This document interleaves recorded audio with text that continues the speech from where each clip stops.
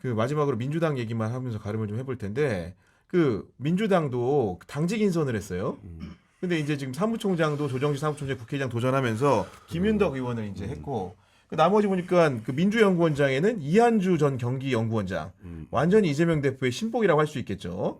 그러면서 이제 아무래도 친명계를 전진 배치하는 듯한 인사를 했는데 이게 이제 8월이 전당대회인데 이렇게 인선한 경우 있어요 없어요? 그러니까 전진 배치의 목적이 윤석열과 들이받고 싸워서 끝장내겠다면 괜찮은데 만약에 안 싸우는데 저렇게 한다면은 저거는 그냥 닫고 먹겠다는 거죠. 아니 정무조정실장도 지금 논란됐던 김우영 그 당선인을 세웠잖아요. 강원도당 위원장하다 은평으로 와가지고 선거 나왔던.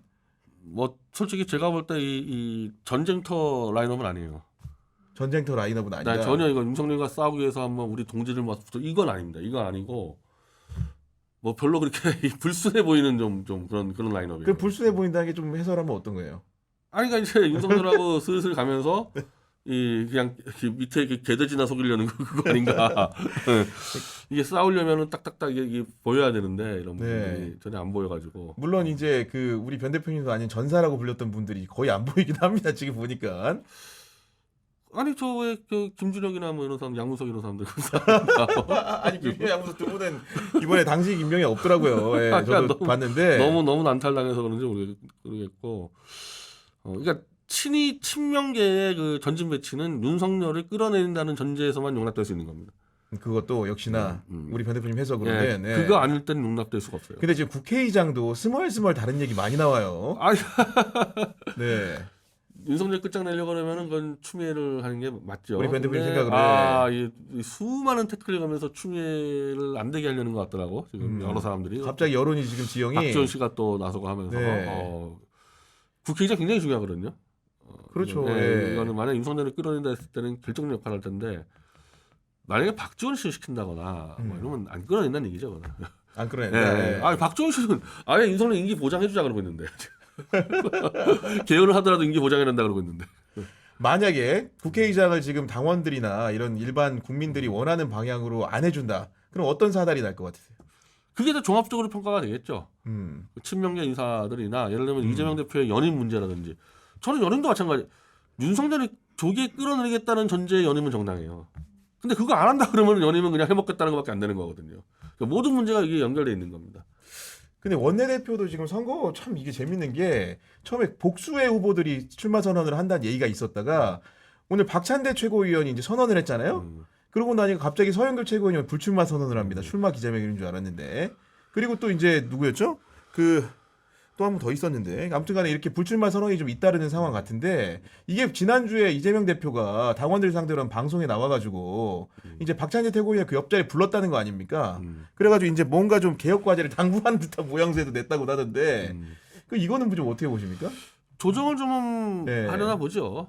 원래 그 개파간의 조정은 늘 있었으니까. 근데 지금은 만약에 친명계가 아니라면 반대편에 다른 개파가 있나요 민주당에? 거의 없잖아요. 없잖아요. 누가 더 가까운가의 문제겠죠. 그러니까 지난번에 공천을 할 때도 한마디로 무슨 뭐 비명 행사 할 때 다들 저는 굉장히 비판했습니다 이재명 대표. 근데 다들 그렇죠. 저한테 윤석열과 싸우려면 어쩔 수 없다 그래서 단일 대우를 형성해야 된다. 싸울 때 봅시다. 그랬거든요. 그러니까 그때부터 연결된 문제예요. 이재명 독재 체제 좋다 윤석열 싸울 때까지는 그런 인정할 수 있다 그랬는데 저렇게 해놓고 안 싸운다 그러면 심각하죠. 네.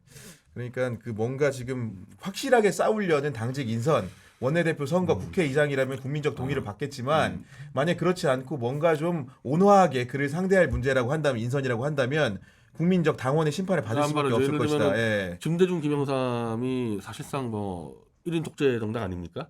그 용납된 부분들이 독재 정권하고 싸운다는 전제로 용납된 거거든요. 그래서 그 사람들 정권 잡은 다음에 욕 다 먹었잖아요. 그 정당 그렇게 운영하다가. 그렇죠.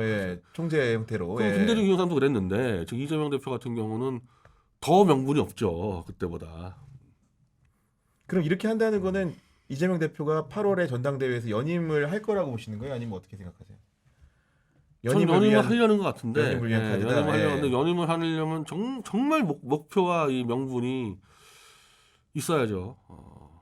근데 저렇게 윤석열하고 만약에 이렇게 손잡고 이러면서 연임한다고 야합을 한다면 그러면 나중에 대통령은 더 어렵다.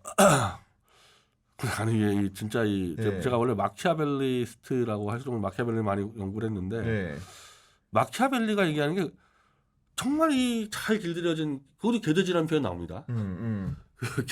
개돼지들이 갑자기 야수가 되는 거는 정말 아무도 모른다 이거예요.